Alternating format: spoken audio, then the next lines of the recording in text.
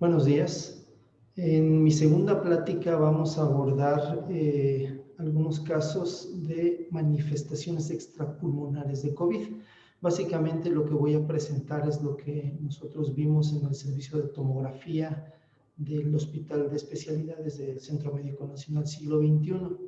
Estos casos que vimos aquí, si bien es cierto, no corresponden a toda la patología extrapulmonar que hay, pues sí fueron casos muy significativos, muy característicos. Y por cuestiones de tiempo voy a dejar a un lado muchas de las manifestaciones vasculares. Entonces, manifestaciones vasculares, pues ya sería motivo posteriormente de otra plática, ¿no? Entonces, por el tiempo vamos a limitarnos a hablar un poco de lo que vimos en manifestaciones neurológicas y abdominales, básicamente. Bueno, pues vamos a comenzar. Si bien es cierto que el COVID es una enfermedad que se manifiesta principalmente por alteraciones pulmonares, desde que empezó la pandemia se empezaron a describir una serie de manifestaciones sistémicas. Estas manifestaciones en los primeros meses de la pandemia llamaron mucho la atención y entonces empezaron a surgir numerosas publicaciones que hablaban de manifestaciones neurológicas, tanto sintomatología como síndromes neurológicos, manifestaciones renales, sobre todo los pacientes que tenían una insuficiencia renal aguda, manifestaciones hepáticas, la elevación de las enzimas hepáticas y la bilirrubina fue algo característico desde el principio. Manifestaciones gastrointestinales, muchos pacientes más que sintomatología respiratoria comenzaban con sintomatología digestiva. Obviamente el tromboembolismo que causó, digamos, hasta furor en algunos que pensaban que al controlar el tromboembolismo ya se podía abatir la mortalidad, ¿verdad?, en estos pacientes. Manifestaciones cardíacas, endocrinológicas, dermatológicas, etcétera, etcétera. Pues bien, entonces se empezó a considerar el COVID como una enfermedad multisistémica más que pulmonar, que sí, las manifestaciones pulmonares, las alteraciones pulmonares son las más graves, pero cuando se empiezan a asociar estas manifestaciones ya de otros órganos o sistemas, entonces los pacientes se complican y es muy difícil sacarlos adelante. En estas publicaciones, entre los hallazgos típicos y típicos que se manejaban, igual una gran cantidad de manifestaciones en numerosos órganos. Entonces, al tener una enfermedad multisistémica, pues también se esperaba tener manifestaciones radiológicas multisistémicas y algunas de ellas son las que vamos a ver a continuación. Antes vamos a tratar de explicar por qué hay manifestaciones multisistémicas en el COVID. En primer lugar, vamos a recordar el ciclo de vida del virus dentro del huésped. Cuando el virus entra en el huésped, lo primero que hace es fijarse a las células a través de un receptor de membrana. Posteriormente penetra a la célula, donde se replica, madura y se libera mediante destrucción celular. Entonces, este es el ciclo de vida del virus. ¿Cómo es que el virus se une a las células? Lo hace a través de un receptor que es la enzima convertidora de angiotensina. Esta enzima es la que el virus utiliza para pegarse a las células. Al detectarse o al encontrarse cuál era el receptor que usaba el virus, quedó explicado en gran parte por qué el virus produce manifestaciones en múltiples sistemas. ¿Por qué? Porque este receptor, esta enzima convertidora de angiotensina, se encuentra en muchos órganos. Por ejemplo, se encuentra en el pulmón, en el corazón, en el sistema gastrointestinal, sobre todo a nivel de intestino delgado, en los riñones, páncreas, vasos, vejigas, córneas, y muy importante, también se encuentra en el endotelio de los vasos sanguíneos. Eso explica el estado de hipercoagulabilidad de estos pacientes. Pues bien, cuando el virus penetra en la célula a través de endocitosis, también penetra el receptor que utilizó, por lo cual los receptores de membrana comienzan a agotarse porque todos empiezan a penetrar a la célula con el virus y esto hace que se incremente la cantidad de angiotensina 2 en la sangre. Bueno, no es el lugar para describir todos los fenómenos que se producen cuando entra este virus en la célula. Lo único que se desencadena pues la producción de una gran serie de sustancias proinflamatorias y se inhibe la producción de sustancias antiinflamatorias, lo cual desencadena lo que se ha llamado la tormenta de citoquinas, que produce pues el estado inflamatorio generalizado del paciente. Bueno, vámonos ya a lo neurológico, que es lo que vamos a ver primero. En cuanto a las manifestaciones neurológicas del COVID, pues se han descrito hasta en el 36% de los pacientes, siendo la cefalea una de las más importantes. La gran mayoría de los pacientes con COVID que llegan al hospital refieren cefalea. Y bueno, ya como complicación en nuestro hospital, bueno, más bien en la literatura se habla del evento vascular cerebral, pues con una prevalencia baja realmente, pero aquí en el hospital hemos tenido varios casos de evento vascular cerebral en pacientes con COVID y es en lo que nos vamos a centrar en este momento. ¿Por qué hay EBC isquémico en pacientes por COVID? Esto se explica por el estado de hipercoagulabilidad existente. En el paciente con COVID hay una gran serie de factores que producen estos 4 estados: hipercoagulabilidad, coagulopatía inducida por sepsis, coagulopatía diseminada y microangiopatía. Son los 4 cuadros que se han descrito. Todos estos son producidos por numerosos factores. La tormenta de citoquinas es uno de ellos, que produce pues, daño en el sistema hemostático. Factores pulmonares, sobre todo se ha visto que la hipoxia también puede influir en este estado de hipercoagulabilidad. El daño endotelial que el virus produce directamente también se relaciona con este estado de hipercoagulabilidad, y efectos ya varios como las comorbilidades del paciente, el efecto de varios medicamentos que puede estar tomando, etcétera, etcétera. Entonces, todos estos factores influyen para que el paciente tenga un estado de hipercoagulabilidad que hace más frecuente la presencia de trombosis, y en este caso, en el caso neurológico, la presencia de eventos vasculares de tipo isquémico. Nosotros, en los primeros 6 meses de la pandemia, tuvimos estas estadísticas: 62 tomografías por alteraciones extrapulmonares de COVID-19 en pacientes hospitalizados, y de estas 62, el 27%, es decir, 17 casos, tuvieron EBC. De estos, 13 fueron isquémicos, 4 fueron hemorrágicos. Algunos casos que nosotros vimos aquí: este es un paciente masculino de 65 años, diabético, hipertenso, que ingresó ya con alteración en el estado de conciencia. Aparte de la sintomatología pulmonar, en el momento de su ingreso el paciente estaba inconsciente, y al hacerle la tomografía simple de cráneo, pudimos ver esto. Vemos aquí la arteria cerebral media hiperdensa por la presencia de coágulos en su interior, y también pues una zona de hipodensidad en territorio de la arteria cerebral media izquierda, que ya comienza a tener algunas zonas hiperdensas que nos hablan de hemorragia. Otro paciente, esta paciente de 68 años, también diabética e hipertensa, que durante su segunda semana de hospitalización presenta desviación de la comisura labial. Esta paciente, al realizarle la tomografía, pues vimos en primer lugar este gran infarto en prácticamente todo el territorio de la arteria cerebral media izquierda, con un edema importante que ya está empezando a producir desplazamiento de la línea media hacia la derecha. Pero no solamente es este evento, también ya vemos algunas zonas hipodensas en el hemisferio contralateral.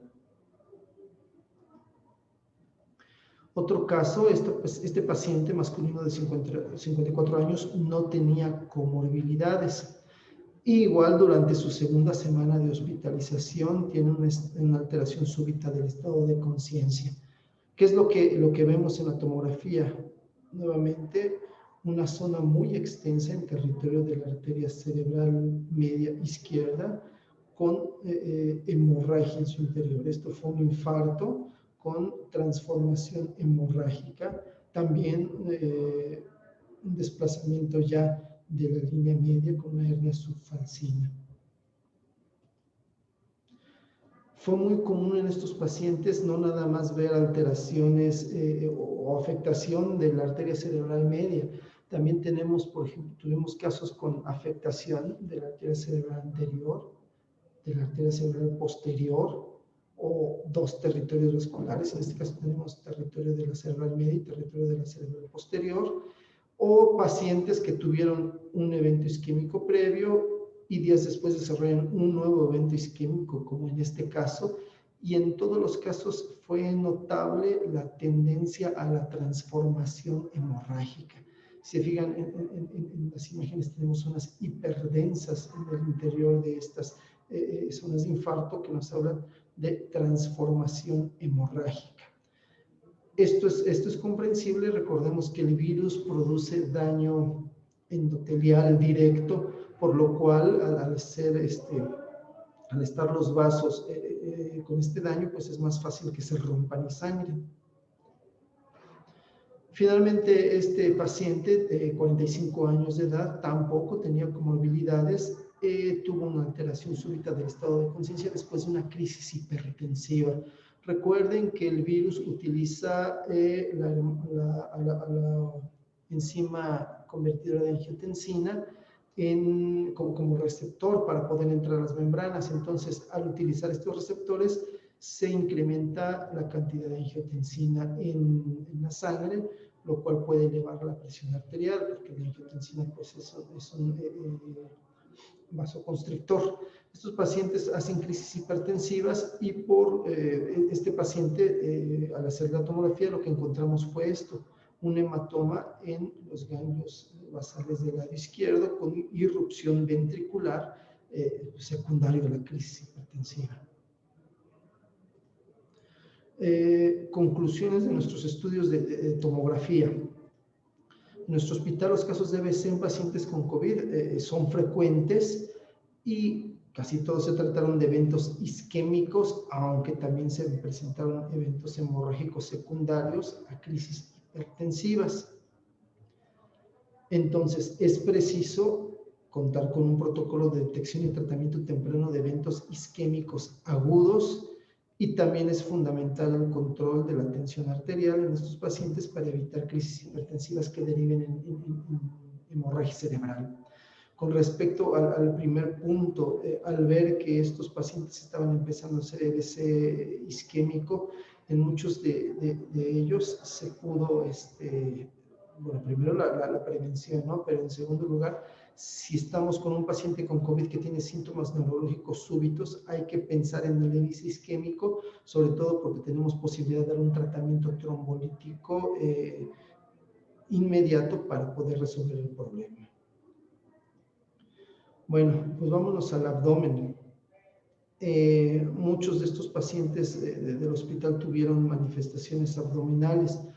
Si se dan cuenta, dentro de los hallazgos típicos de COVID o dentro de los síntomas clínicos típicos del COVID, aparte de las manifestaciones generales como la fiebre, la fatiga, la anorexia, y de las manifestaciones pulmonares como la disnea, la tos, etcétera, etcétera, pues tenemos la diarrea, el dolor abdominal, náusea y vómito dentro de los hallazgos típicos. Entonces, eso nos habla de la importancia de las manifestaciones gastrointestinales en COVID. Hay que recordar que la enzima convertidora de angiotensina que utiliza el virus para meterse a la célula se encuentra distribuida ampliamente en el sistema gastrointestinal, sobre todo en el intestino delgado. Por lo tanto, puede haber una afectación directa del intestino delgado, que es lo que produce la diarrea y el dolor. En el abdomen, las alteraciones que nosotros vemos en pacientes con COVID pueden deberse a a dos causas. Primero, la invasión directa por parte del virus, pero también debido a la trombosis vascular por el estado de hipercoagulabilidad del paciente. Entonces, nosotros de las 62 tomografías que tuvimos en esos primeros 6 meses de pandemia, vimos que 38 de estos pacientes con manifestaciones extrapulmonares tenían causa abdominal, el 61%. O sea, más de la mitad de los pacientes con manifestaciones extrapulmonares en nuestro hospital fueron causa abdominal. Vamos a ver casos primero de invasión viral directa. Este caso es de una paciente de 64 años que aparte de la sintomatología pulmonar tenía un dolor abdominal muy intenso. Se realiza la tomografía de abdomen con contraste intravenoso y podemos ver un engrosamiento muy importante en la pared del estómago debido a edema submucoso, importante reforzamiento de la mucosa. Y estos hallazgos también vemos en algunos asas del intestino delgado, el engrosamiento importante de la pared de las asas. Vemos líquido libre también en la cavidad abdominal y un aumento difuso de la densidad de la grasa mesentérica. En este corte sagital puede verse el estómago con más detalle, cómo está engrosada su pared, y también vemos cómo hay líquido y cómo hay alteración de la grasa mesentérica. Esta paciente, pues estos cambios inflamatorios seguramente fueron por invasión viral directa en el tubo digestivo. Otra paciente de 36 años que tuvo como cuadro de presentación de COVID, diarrea y dolor abdominal. Al hacerse de la tomografía de abdomen, pues vemos un híleo generalizado, vemos las asas inmóviles con engrosamiento de su pared, no tan significativo como en el caso anterior, pero empezamos a ver ese engrosamiento con reforzamiento intenso de la pared. Esta paciente también pues, se concluyó como cambios inflamatorios por el COVID-19. Este paciente tuvo un cuadro mucho más aparatoso, femenina de 34 años que tenía 5 días hospitalizada y empezó con un dolor abdominal intenso. Por eso se nos pidió la tomografía como un abdomen agudo. De acuerdo a las características de la paciente, se sospechaba incluso de una colitis pseudomembranosa por las características de sus evacuaciones. En el momento en el que a la paciente bajaron a la tomografía, estaba comenzando con sangrado tubo digestivo y estos fueron los hallazgos. Tenemos un engrosamiento muy importante en la pared del colon, en forma generalizada, ese colon ascendente, colon descendente. Vemos material hiperdenso en la luz del colon, esto es sangre que en este momento presentaba la paciente. Y sí, aunque los hallazgos que nosotros vemos son típicos de una colitis pseudomembranosa, pues no se pudo documentar la presencia de Clostridium. Entonces, la manifestación que nosotros pudimos ver en este paciente la achacamos al COVID-19 también. Este paciente muy similar, 37 años, con dolor abdominal y hemorragia de tubo digestivo. Y nuevamente vemos las mismas características en el colon, también se descartó colitis pseudomembranosa y vemos una inflamación generalizada, engrosamiento de la pared del colon con edema submucoso, reforzamiento intenso de la mucosa. En este paciente también hubo un episodio de sangrado digestivo, todavía alcanzamos a ver algunas imágenes hiperdensas en la luz del colon. Fue otro caso que nosotros consideramos secundario a la invasión directa por el virus del COVID-19. Y bueno, también referir que tuvimos casos de pacientes con cuadros sugestivos de colecistitis. Este es un paciente que tuvo un hidrocolecisto persistente, tenía mucho dolor en el hipocondrio derecho. No tenía datos de una colecistitis aguda, sin embargo, el hidrocolecisto persistía, el dolor era intenso, entonces se tuvo que hacer un drenaje por vía percutánea de la vesícula biliar para que disminuyera su tamaño. Bueno, ahora vamos a ver de casos de COVID abdominal por daño vascular. Esta paciente de 54 años presentaba dolor abdominal vago durante su hospitalización. Era un dolor mal referido, persistente. Al hacerle la tomografía vemos en estas imágenes en fase arterial la aorta y la arteria mesentérica superior, que poco después de su emergencia presenta una oclusión completa de su luz. Vemos aquí la hipodensidad de la arteria. Al lado vemos la vena mesentérica permeable. Al hacer pues, un aumento de esta imagen podemos ver el trombo central que está tapando toda la arteria y vemos un ligero aumento en la densidad de la grasa que rodea el vaso, lo que nos habla de que se trata de un cuadro agudo de trombosis.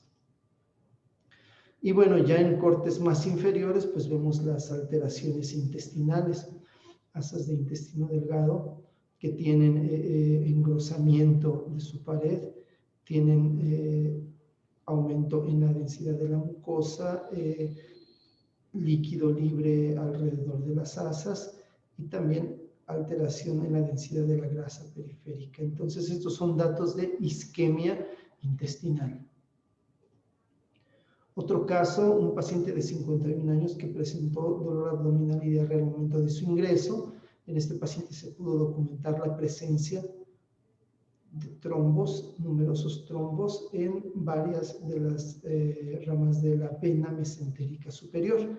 Este paciente presentaba sobre todo cambios a nivel del colon ascendente. Aquí vemos estas imágenes donde vemos también el engrosamiento de la pared, el edema submucoso, el reforzamiento intenso de la mucosa. Entonces, este fue un paciente con isquemia intestinal por trombosis venosa. Otro paciente que presentaba dolor abdominal, distensión, se pensó en oclusión intestinal por las manifestaciones clínicas que tenía. Entonces, incluso se dio medio de contraste por vía oral para determinar el sitio de la oclusión. Sin embargo, al hacer la tomografía, ¿qué es lo que vimos? Vimos también numerosas asas de intestino delgado con las mismas características de engrosamiento de la pared, un aumento en la densidad de la grasa mesentérica, líquido libre interasa. Entonces, todos estos eran datos de isquemia intestinal que se pudo documentar. Este paciente masculino de 57 años presentó en forma súbita dolor abdominal intenso y distensión abdominal. En esta tomografía, en la fase arterial, podemos ver imágenes hipodensas en la luz de la arteria debido a la presencia de trombos agudos. Vemos que los trombos son centrales y empezamos a ver estos cambios como engrosamiento en la pared, engrosamiento en las válvulas coniventes de estas asas de yeyuno que nos hablan de un evento agudo.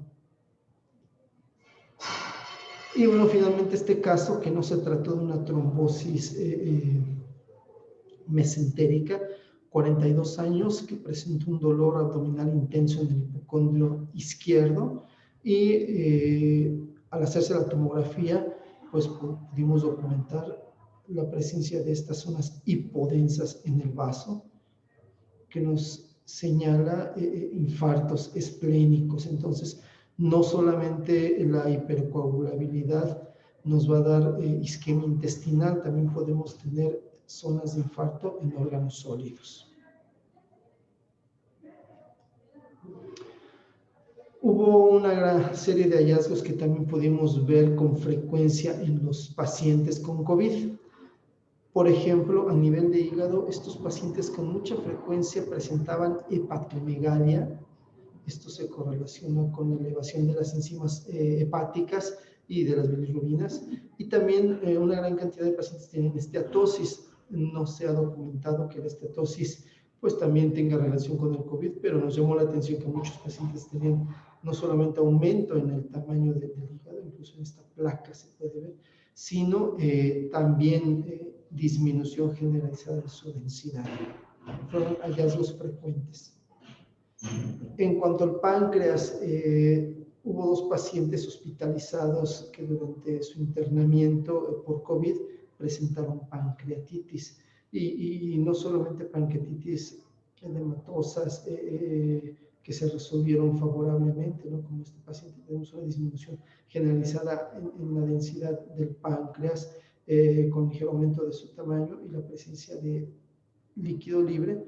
En este paciente, pues, la evolución no fue favorable. Vemos que hay numerosos corpúsculos aéreos dentro del parénquima pancreático, una pancreatitis necrótica que se infectó, el paciente finalmente falleció. En cuanto a los riñones, se ha hablado de una gran cantidad de casos de pielonefritis también en estos pacientes. Nosotros tuvimos estos casos en los cuales vemos la disminución en la densidad del riñón derecho. Estaba empezando a formarse un absceso renal, pero no nada más tuvimos abscesos renales, también tuvimos infartos renales. Este es un paciente con esta zona hipodensa por infarto, otro paciente con una zona triangular muy bien delimitada por un infarto y aparte también estaba con un absceso en el polo superior. En cuanto al vaso, no nada más vimos infartos como los que ya presentamos, también fue muy común ver esplenomegalia en estos pacientes por COVID. Y finalmente, pues también en el abdomen vimos una gran cantidad de abscesos abdominales que sin alguna causa precisa se empezaron a presentar. Este es el caso de un paciente con estas imágenes hipodensas dentro del hígado por un absceso piógeno. También este otro paciente con una colección muy bien delimitada, con gas en su interior, con un absceso abdominal interasa, los cuales, como repito, no tuvieron una causa que podamos haber detectado. ¿Cuáles son las conclusiones a las que llegamos con todos estos casos? En nuestro hospital el hallazgo más frecuente fue el engrosamiento inespecífico de la pared del intestino delgado. Eso fue lo más frecuente. Y eso puede deberse con toda seguridad a la invasión directa del virus. Debe tenerse atención especial en los pacientes que presentan un dolor súbito, ya que algunos de estos pacientes, este dolor súbito se debía a isquemia intestinal. Entonces, siempre tenemos que considerar la trombosis mesentérica como un diagnóstico común en estos pacientes. Y finalmente hay que considerar que la isquemia no solamente afecta al intestino, también puede afectar a otros órganos. Ya vimos lo que pasa en el cerebro, pues también el riñón y vaso pueden presentarse zonas de infarto que produzcan dolor. Entonces también es importante considerar estos diagnósticos diferenciales. Bueno, pues muchas gracias por su atención.